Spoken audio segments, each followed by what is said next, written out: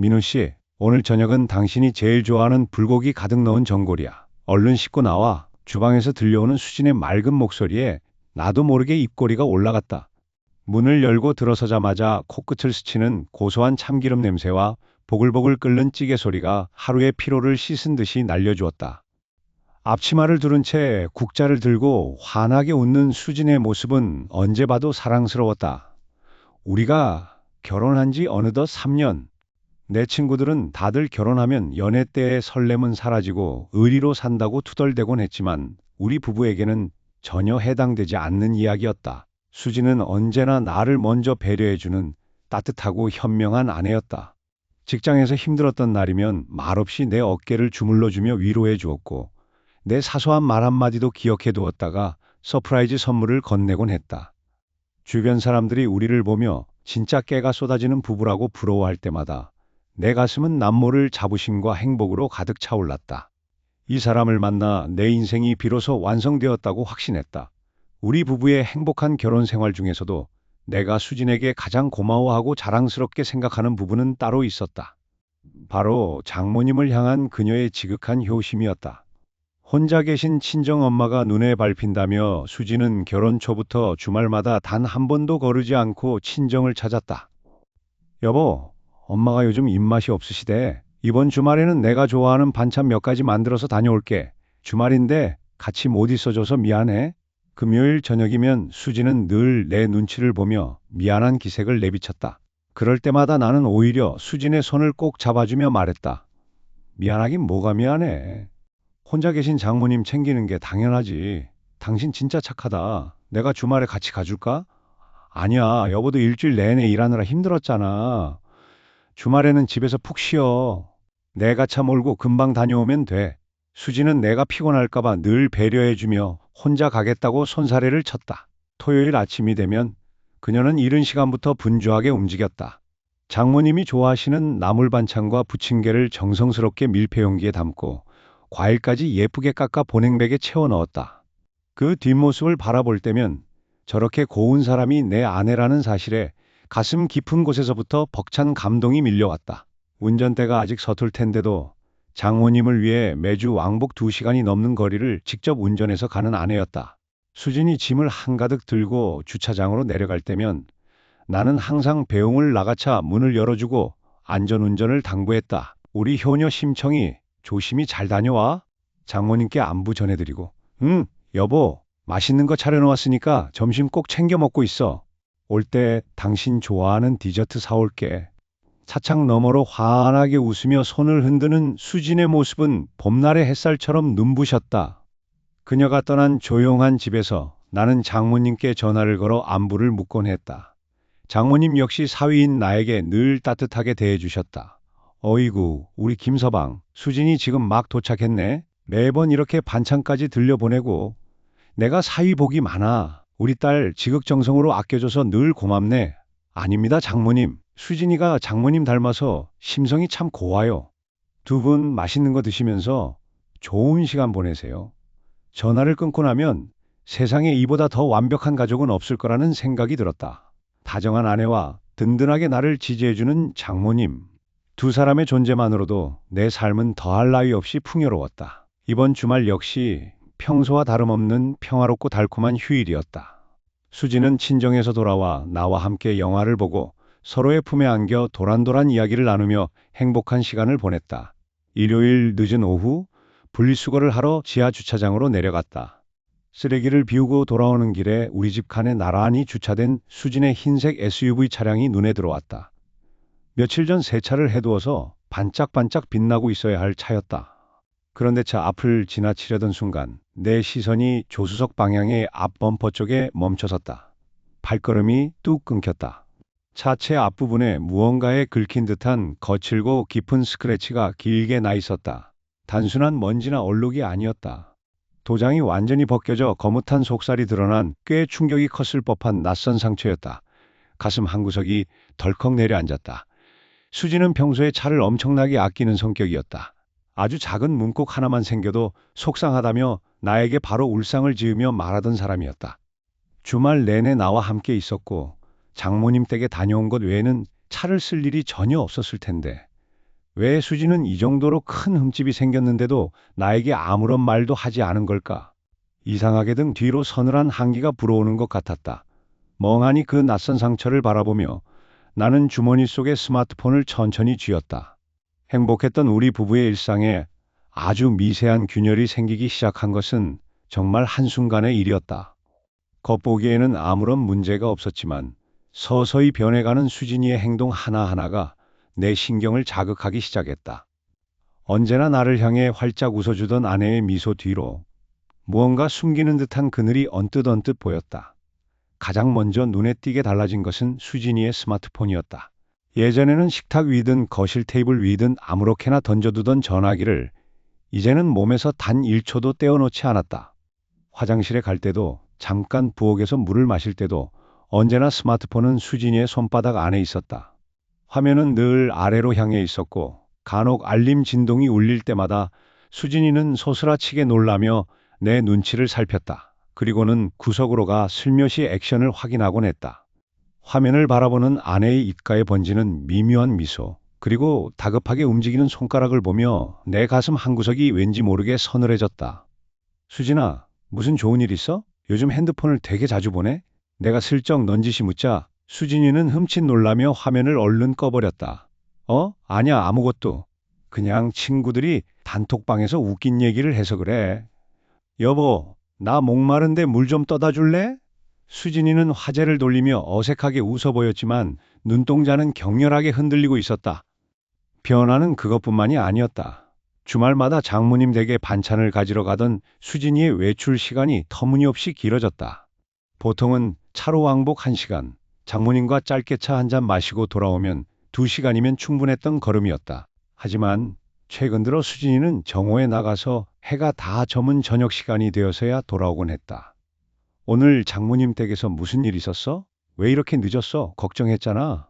아, 엄마가 요즘 몸이 좀 안 좋으시다고 해서 이것저것 집안일 좀 도와드리고 말동무 해드리다 보니까 시간이 이렇게 됐네. 미안해, 여보. 많이 기다렸지? 말을 마친 수진이는 서둘러 욕실로 향했다. 하지만 이상했다. 반찬통을 정리하려고 다가간 순간 아내의 몸에서 스치듯 풍겨온 낯선 향수 냄새가 내 코끝을 찔렀다. 장모님 댁 특유의 은은한 반찬 냄새가 아니라 한 번도 맡아본 적 없는 묵직하고 달콤한 남성의 스킨향 같기도 한 그런 묘한 향기였다. 불길한 예감이 심장 밑바닥에서부터 스멀스멀 피어올랐다. 결정적인 의심의 불씨가 당겨진 것은 그 다음날 사건 때문이었다. 출근길에 주차장에 내려갔다가 수진이 차의 조수석 앞 범퍼 쪽에 길게 긁힌 자국을 발견했다. 꽤 깊게 파여서 도색이 벗겨진 상태였다. 저녁에 퇴근한 수진이에게 그 이야기를 꺼냈다. 수진아, 내 차 조수석 쪽에 보니까 꽤 크게 긁힌 상처가 있더라. 어디 벽에 긁은 거야? 언제 그랬어? 내 말이 끝나기가 무섭게 수진이는 들고 있던 컵을 식탁에 쾅 소리가 나게 내려놓았다. 얼굴빛이 순식간에 하얗게 질려 있었다. 어? 무슨 소리야? 내 차가 긁혔다고? 나, 나 전혀 몰랐는데 주차하다가 그랬나? 기억이 안 나네. 기억이 안 날 리가 없는데 꽤 크게 긁혔던데 운전하면서 소리 못 들었어? 언제 그런 건지 알아야 보험 처리를 하든 하지. 아, 진짜 몰라. 왜 사람을 취조하듯이 물어봐? 그냥 주차장에 세워놨을 때 누가 긁고 간 거겠지. 나 피곤하니까 그만 물어봐. 머리 아프단 말이야. 수진이는 갑자기 신경질적으로 짜증을 내며 방으로 획 들어가 문을 닫아버렸다. 평소에 다정하고 온순하던 아내의 모습은 온데간데 없었다. 잘못을 저지른 사람이 방어 기제를 작동시키는 듯한 그 격앙된 태도. 그날 밤 아내가 깊이 잠든 것을 확인한 나는 조용히 침대에서 일어났다. 사방이 고요한 거실, 시계 초침 소리만이 방 안을 채우고 있었다. 내 가슴은 터질 것처럼 쿵쾅거렸다. 내 아내를, 내 소중한 가정을 의심하고 싶지 않았다. 하지만 수진이의 그 불안한 눈빛, 변명으로 가득 찬 목소리, 그리고 이해할 수 없는 행동들이 머릿속에서 떠나지 않았다. 나는 외투 주머니에서 차 키를 꺼내 들었다. 그리고 발소리를 죽인 채 어두운 주차장으로 내려갔다. 수진이 의차 문을 열자 차가운 공기와 함께 낮에 맡았던 그 이질적인 향기가 다시금 코를 찔렀다. 심장이 거칠게 요동쳤다.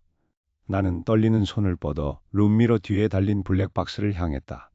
작은 플라스틱 덮개를 열고 손톱 끝으로 조심스럽게 블랙박스 안에 메모리 카드를 꾹 눌렀다. 딸깍하는 자그마한 소리와 함께 작은 칩이 튀어나왔다. 내 삶을 송두리째 흔들어 놓을지도 모르는 판도라의 상자가 드디어 내 손바닥 위에 올려진 순간이었다. 컴퓨터 모니터의 푸른 빛이 어두운 거실을 차갑게 비추고 있었다. 수진이가 욕실에서 샤워를 하는 동안 나는 가슴 속에서 걷잡을 수 없이 커지는 의구심을 누르며 아내의 블랙박스에서 빼낸 메모리 카드를 컴퓨터에 연결했다. 손끝이 미세하게 떨렸다. 그저 내 착각이기를. 최근 들어 부쩍 예민해진 수진이의 행동과 자동차 범퍼의 정체 모를 스크래치가 정말 별것 아닌 우연이기를 간절히 바랐다. 화면에 이동식 디스크 폴더가 뜨자마자 나는 마우스를 움켜쥐고 최근 몇 달간 주말의 녹화 기록이 담긴 폴더를 더블 클릭했다. 하지만 모니터에 선명하게 나타난 화면은 내 눈을 의심케 했다. 이게 왜 없지? 폴더 안은 기이할 정도로 텅 비어 있었다. 평일 동안 출퇴근길을 찍은 영상들은 날짜별로 고스란히 남아 있었는데 이상하게도 수진이가 친정에 간다며 차를 몰고 나갔던 주말의 데이터만 마법처럼 통째로 사라져 있었다. 지난주도, 지지난주도, 심지어 몇 달 전 주말 기록까지 단 하나의 파일도 남지 않고 싹 다 지워져 있었다. 단순한 기기 오류나 용량 초과로 인한 자동 삭제가 아니었다. 누군가 의도를 가지고 주말 기록만 골라서 깨끗하게 포맷해버린 것이 분명했다. 머리를 강하게 엇맞은 것처럼 멍해졌다. 수진이가 직접 지운 걸까? 아니면 장모님이? 평소 기계치인 수진이가 이런 일을 벌였을 리 없다는 생각이 들자 문득 지난주 장모님이 우리 집에 와서 내 노트북을 빌려 쓰던 모습이 뇌리를 스쳤다. 설마 장모님까지 이 일에 가담한 걸까? 배신감과 서늘한 공포가 온몸의 피를 얼려버릴 것 같았지만 이대로 물러설 수는 없었다. 숨을 깊게 몰아쉬며 마우스를 다시 쥐었다. 대학 시절 영상 편집을 하며 자주 다루었던 데이터 전문 복구 프로그램이 떠올랐다. 나는 곧바로 유료 복구 프로그램을 다운로드하고 메모리 카드의 정밀 스캔을 시작했다. 화면에 게이지 바가 올라가는 동안 내 심장은 터질 것처럼 가쁘게 뛰었다. 제발 아무것도 나오지 마라. 그냥 기계 오류였다고 해줘. 속으로 수없이 기도했다. 수진이와 함께 보낸 행복했던 3년의 시간들이 주마등처럼 스쳐 지나갔다. 나를 향해 환하게 웃어주던 아내의 얼굴, 세상에서 사위인 나를 가장 아낀다며 반찬을 싸주던 장모님의 다정한 목소리가 머릿속을 어지럽혔다. 시간이 얼마나 흐르는지 모를 정도로 초조한 침묵이 이어졌고 마침내 복구 완료를 알리는 알림음과 함께 숨겨져 있던 수십 개의 비디오 파일들이 화면 가득 쏟아져 나왔다. 손에 땀이 흥건해진 채로 나는 가장 최근 주말인 지난주 토요일자 영상을 찾아 재생 버튼을 눌렀다. 화면 속에서 익숙한 수진이의 차량이 우리 아파트 주차장을 빠져나가기 시작했다. 장모님 댁으로 가려면 당연히 강변북로를 타고 동쪽으로 향해야 했다. 늘 가던 길이었고 수진이가 내게 보낸 문자에도 지금 엄마 집에 잘 도착했다고 적혀있던 그날이었다.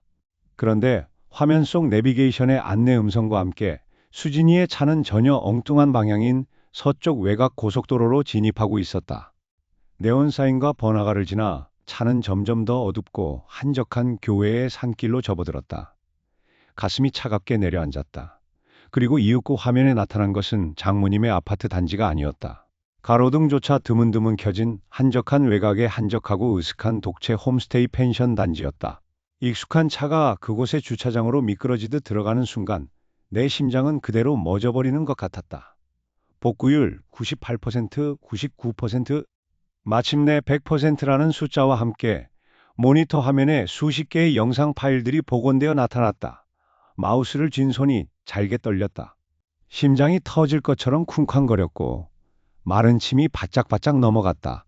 제발 내 의심이 틀렸기를, 그저 블랙박스 기기 오류였기를 간절히 바라며 가장 최근 주말의 날짜로 된 영상 하나를 더블 클릭했다. 화면 속 영상은 익숙한 아파트 주차장을 벗어나 도로를 달리기 시작했다. 아내의 차는 장모님의 집이 있는 방향이 아닌 외곽의 한적한 국도를 향해 거침없이 달리고 있었다. 내비게이션에서는 한 번도 들어본 적 없는 낯선 지명이 흘러나왔다. 한참을 달린 차가 멈춰선 곳은 조용하고 인적 드문 곳에 위치한 어느 고급 독채 펜션 앞이었다. 여보, 왜 여기가 장모님 댁이야? 입 밖으로 허탈한 신음이 새어나왔다. 화면 속에서 차 문이 열리더니 화사하게 차려입은 수진이가 내렸다. 매일 집에서 보던 편안한 옷차림이 아니었다. 과감하게 파인 원피스에 진한 화장, 그리고 세상에서 가장 행복하다는 듯한 미소를 짓고 있었다. 그 미소는 오직 나만을 위한 것이라 믿었던 미소였다. 그때 펜션 현관문이 열리며 한 남자가 걸어 나왔다. 수진이는 망설임도 없이 그 남자에게 달려가 품에 쏙 안겼다. 그리고는 남자의 목을 감싸 안은 채 진하게 입을 맞추었다. 화면 너머로 두 사람의 다정한 몸짓이, 서로를 바라보는 뜨거운 눈빛이 그대로 전해졌다. 온몸의 피가 거꾸로 솟구치는 기분이었다. 머릿속이 하얗게 번지며 아무런 생각도 할 수 없었다. 손끝부터 시작된 한기가 온몸을 지배했다. 3년 동안 내가 사랑했던 아내는 없었다. 영상 속에는 그저 낯선 남자의 품에서 교태를 부리는 한 여자만 존재할 뿐이었다. 도대체 누구야? 어떤 놈이길래? 나는 모니터의 얼굴을 바짝 들이밀고 그 남자의 얼굴을 확인하려 애썼다. 하지만 불행하게도 블랙박스의 카메라 각도가 문제였다. 남자는 계속해서 수진이를 등지거나 차를 등진 자세로 서 있었고, 결정적인 순간마다 펜션 앞마당의 커다란 조경나무와 차량의 A필러에 가려져 얼굴이 교묘하게 숨겨졌다. 넓은 어깨와 큰 키, 그리고 수진이가 아주 편안하게 기대고 있다는 사실 외에는 그 어떤 단서도 찾을 수 없었다. 분명 어디선가 본 듯한 실루엣 같기도 했지만 확신할 수는 없었다. 배신감과 분노, 그리고 정체를 알 수 없는 제3자에 대한 의문이 뒤섞여 숨이 막혀왔다. 눈물이 왈칵 쏟아졌다. 아내뿐만 아니라 장모님까지 완벽하게 한통속이 되어 나를 속였다는 사실에 온몸이 부들부들 떨렸다. 내가 주말마다 장모님 걱정을 하며 안부를 물을 때 그들은 뒤에서 나를 얼마나 비웃었을까. 바보처럼 이용당한 내 자신이 너무나도 원망스러웠다. 카메라 각도 때문에 보이지 않는 그 남자의 얼굴을 당장이라도 찢어발기고 싶었다. 그렇게 모니터 화면을 노려보며 지옥 같은 고통 속에서 허우적거리고 있을 때였다. 철컥. 정막을 깨고 현관문 도어락이 열리는 기계음이 날카롭게 울렸다. 흠칫 놀라 고개를 돌린 순간 부드러운 바람과 함께 문이 열렸다. 여보, 나왔어. 오늘 엄마가 사위주라고 맛있는 반찬 엄청 많이 싸줬어. 양손 가득 반찬통이 든 쇼핑백을 들고 수진이가 세상에서 가장 다정하고 천사 같은 미소를 지으며 집 안으로 걸어 들어왔다. 조금 전 영상 속에서 다른 남자를 안아주던 바로 그 얼굴로 심장이 터질 것만 같았다. 컴퓨터 화면 속에서 나를 조롱하듯 흘러나오던 그 낯선 남자와 내 아내의 다정한 모습이 머릿속에서 떠나지 않았다. 손끝이 덜덜 떨렸지만 나는 주먹을 꽉 쥐며 간신히 감정을 억누르고 거실로 향했다. 지금 감정을 터뜨려서는 안 된다. 철저하게 숨기고 그녀가 어디까지 거짓말을 하는지 내 눈으로 똑똑히 확인해야 했다. 거실 소파에 앉아 아무렇지 않은 표정으로 잡지를 보고 있는 수진을 바라보았다. 저렇게 평온한 얼굴로 나를 속여왔다니. 등줄기에 소름이 돋았다. 나는 최대한 다정한 목소리를 흉내내며 그녀의 곁으로 다가갔다. 수진아, 이번 주말에 장모님 댁 다녀오느라 많이 힘들었지? 요즘 들어 부쩍 피곤해 보이는 것 같아서 걱정돼서 그래. 내 질문에 수진의 손가락이 순간적으로 멈칫했다. 잡지 모서리를 쥐고 있는 그녀의 손가락 끝에 힘이 들어가는 게 보였다. 그녀는 고개를 들며 어색한 미소를 지어 보였지만 눈빛은 이미 심하게 흔들리고 있었다.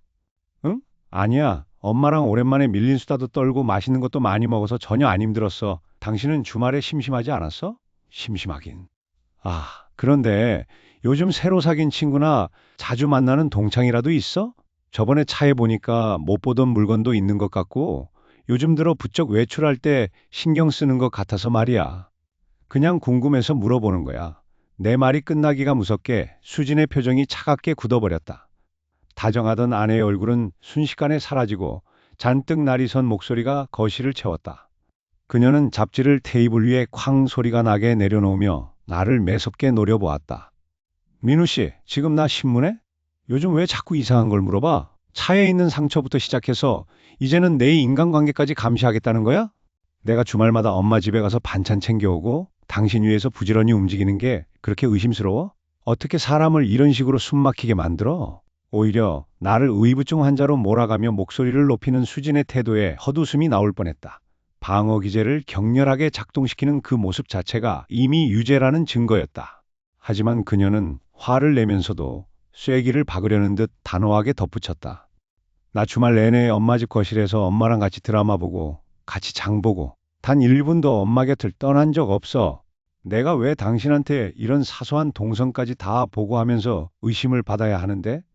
정말 너무하다 민우 씨. 억울하다는 듯 눈물까지 글썽이는 그녀의 연기는 완벽했다. 만약 내가 그 지워진 블랙박스 영상을 복구해서 보지 않았더라면 나는 지금 당장 그녀의 앞에 무릎을 꿇고 사과했을 것이다.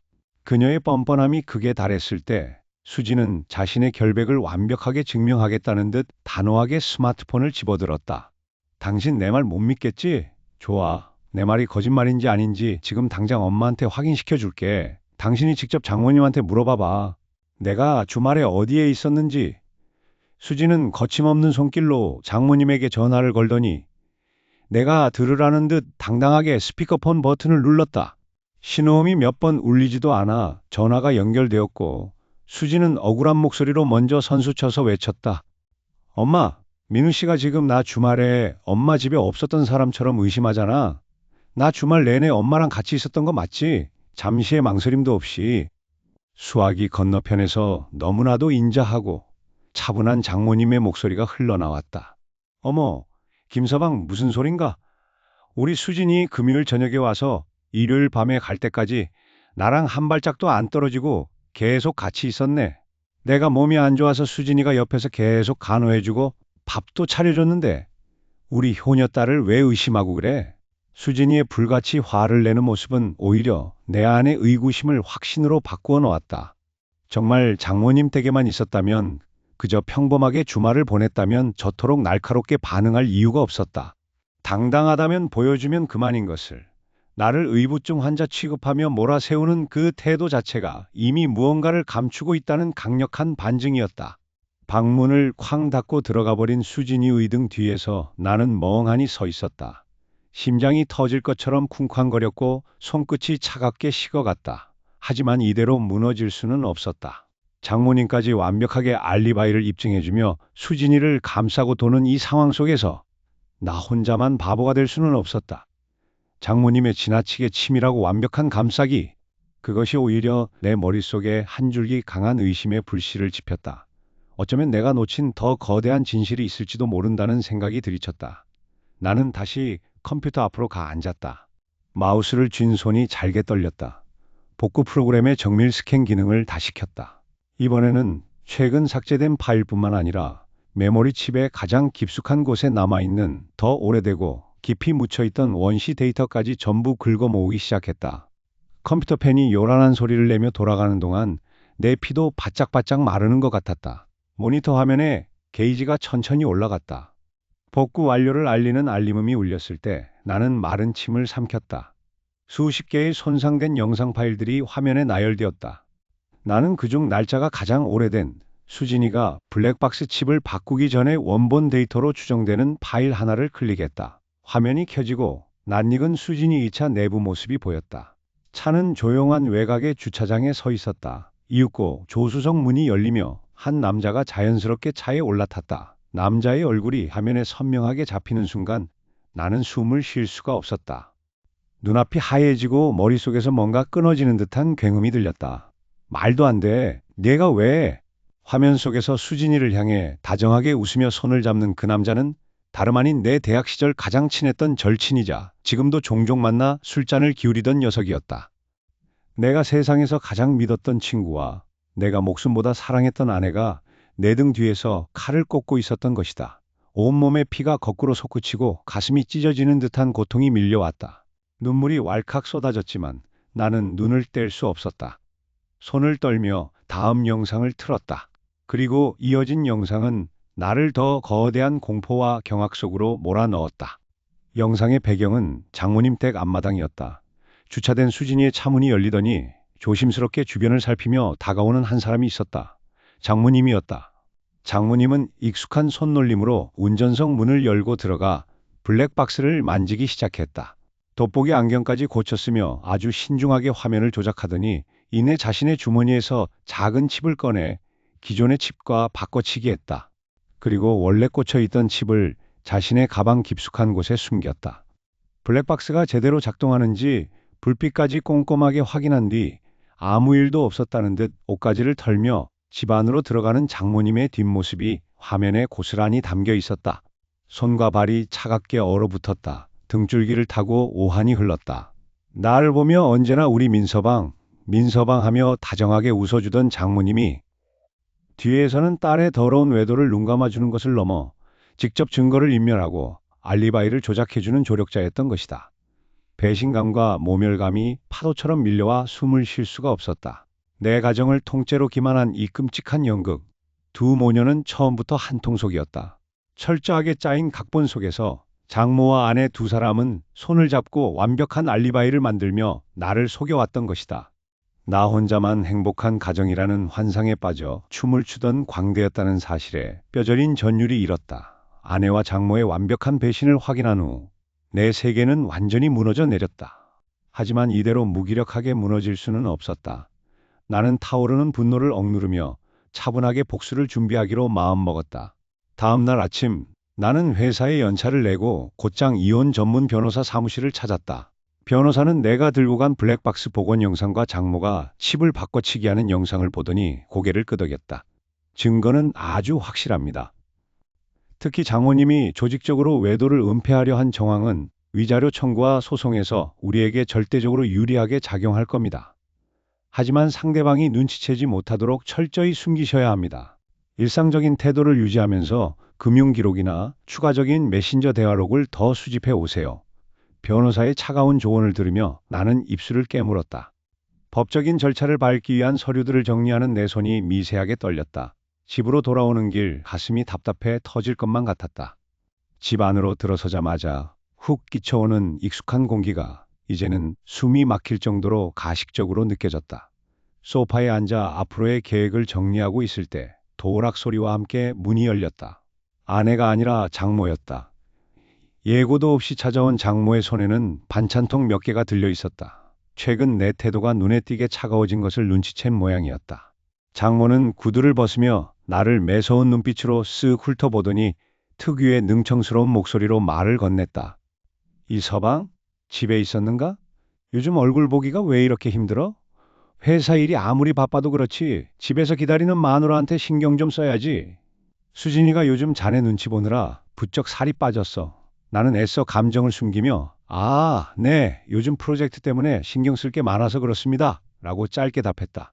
그러자 장모는 식탁 의자에 거만하게 걸터 앉으며 본격적으로 나를 압박하기 시작했다. 자네가 알아야 할 게 있네. 우리 수진이가 자네 같은 사람 만나서 얼마나 지극정성으로 살림하고 내조하는지 몰라서 그래. 주말마다 나한테 와서도 온통 자네 건강 걱정, 자네 좋아하는 음식 이야기뿐이야. 여자가 그렇게 가정에 헌신하고 희생하는 게 당연한 줄 아나? 자네가 수진이한테 평생 고마워해야 해. 어디 가서 이런 과분한 아내를 얻겠나? 괜히 밖에서 딴 생각하거나 수진이 마음고생 시키지 말게. 내 눈에 흙이 들어가기 전엔 우리 딸 눈물 흘리는 꼴 못 보니까. 장모의 입에서 나오는 헌신과 희생이라는 단어가 내 귀를 찌를 때마다 역겨움이 치밀어 올랐다. 내 등 뒤에서 딸의 외도를 돕고 블랙박스 칩까지 바꿔치기 하며 나를 철저한 바보로 만들었던 장모가 이제는 내게 와서 고마워하며 살라며 뻔뻔하게 훈수를 두고 있었다. 소름 끼치도록 가식적인 모녀의 연극에 구토가 나올 것 같았지만 나는 주먹을 꽉 쥐고 손톱이 살을 파고들 때까지 참아냈다. 네, 장모님 말씀 명심하겠습니다라며 억지 미소를 지어 보이자 장모는 그제야 만족스러운 듯 콧방귀를 끼며 자리를 떴다. 장모가 떠난 텅 빈 거실에서 나는 한참 동안 숨을 몰아쉬었다. 어두워진 거실에 홀로 앉아 시계를 바라보았다. 밤 11시가 넘어가는 시간. 수진이는 아직도 친구를 만난다며 들어오지 않고 있었다. 머리가 깨질 듯이 아파와 관자놀이를 누르고 있을 때 테이블 위에 올려둔 내 스마트폰이 진동하며 화면이 밝아졌다. 아내의 연락이 아니었다. 발신인의 이름을 확인하는 순간 내 심장이 쿵 하고 바닥으로 떨어졌다. 대학 시절 가장 믿었던 그리고 내 아내와 몸을 섞은 그 새끼 준우였다. 손을 떨며 메시지를 확인했다. 화면에 뜬 것은 미안함이라고는 찾아볼 수 없는 오만하고 날선 도발이었다. 이제 그만 버티고 수진이 놓아줘라. 걔 처음부터 너 같은 놈 한 번도 사랑한 적 없어. 그날 저녁 나는 수진과 장모님을 집으로 불렀다. 두 사람은 아무것도 모른 채 평소처럼 다정한 얼굴로 문을 열고 들어왔다. 장모님은 손에 반찬통을 들고 사위, 요즘 얼굴이 안 좋길래 내가 좋아하는 반찬 좀 해왔어 라며 가식적인 웃음을 지었다. 수진 역시 내 눈치를 살피며 슬그머니 내 옆으로 다가와 팔짱을 끼려고 했다. 나는 소름이 끼쳐 수진의 손을 차갑게 뿌리쳤다. 거실의 커다란 TV 화면에는 이미 노트북이 연결되어 있었다. 두 분 여기 앉으세요. 보여드릴 게 있어서요. 나의 가라앉은 목소리에 거실의 공기가 순식간에 얼어붙었다. 장모님은 짐짓 당황한 표정을 지었지만 이내 불쾌하다는 듯 목소리를 높였다. 갑자기 이게 무슨 예의 없는 짓인가? 사위 목소리 톤이 그게 뭐야? 나는 아무 말 없이 리모컨을 눌렀다. 거실을 가득 채운 대형 화면에 영상이 재생되기 시작했다. 첫 번째 영상은 교외의 한 홈스테이 주차장이었다. 화면 속 수지는 낯선 남자의 품에 안겨 세상에서 가장 행복한 미소를 짓고 있었다. 그리고 카메라가 그 남자의 얼굴을 비추는 순간 수진의 숨소리가 거칠어졌다. 바로 내 대학 동창이자 가장 친했던 녀석이었다. 수진의 얼굴이 순식간에 흑빛으로 변했다. 민우 씨, 그러니까 이건 수진의 입술이 파르르 떨렸다. 하지만 진짜 하이라이트는 다음 영상이었다. 화면이 바뀌자 우리 집 주차장에 세워진 차 안의 모습이 비쳤다. 주위를 두리번거리며 블랙박스 칩을 능숙하게 빼내고 미리 준비한 새 칩으로 갈아 끼우는 한 중년 여성의 얼굴이 클로즈업 되었다. 바로 내 눈앞에 앉아있는 장모님이었다. 딸의 불륜을 꾸짖기는커녕 사위를 속이기 위해 적극적으로 증거를 인멸하던 그 치밀한 범죄 현장이 고스란히 담겨 있었다. 거실에는 숨막히는 침묵이 흐르다 이내 비명 같은 울음소리가 터져나왔다. 수진이 내 무릎을 붙잡고 바닥에 엎어졌다. 민우 씨, 내가 잘못했어. 내가 미쳤었나 봐. 딱 한 번뿐이었어. 정말이야. 제발 한 번만 용서해줘. 응? 눈물 콧물이 범벅이 된 채 애원하는 수진의 모습은 추악하기 짝이 없었다. 그때였다. 내 바지가랑이를 붙잡는 딸의 모습을 보던 장모님의 눈빛이 순식간에 돌변했다. 방금 전까지 지었던 인자한 어머니의 가면은 온데간데 없고 도끼 어린 눈으로 나를 노려보며 소리를 질렀다. 야, 너 지금 이거 우리 협박하려는 거야? 겨우 이런 동영상 몇 개 가지고 어딜 감히 유세를 떨어? 너 알아? 내 딸이 너 같은 별 볼 일 없는 놈 만나서 얼마나 고생했는지. 남자가 오죽 못났으면 여자가 밖으로 돌았겠어. 장모님은 뻔뻔하게도 수진을 일으켜 세우며 나를 향해 삿대질을 해댔다. 너 만약 이 일로 이혼하겠다고 헛소리하면 내 인맥 다 동원해서 너 사회적으로 매장시킬 줄 알아? 위자료는커녕 이 집도 한 푼 못 건지고 빈털터리로 쫓겨나게 만들어줄 테니까 어디 마음대로 해봐. 우리 집안이 어떤 집안인데 감히 내까지 게 눈을 부릅떠. 적반하장도 유분수지.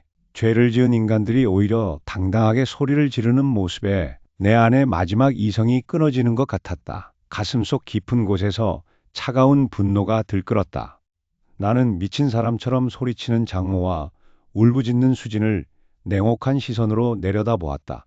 그리고 소파 위에 놓아두었던 두꺼운 서류 봉투를 집어들어 거실 테이블 위로 거칠게 내던졌다.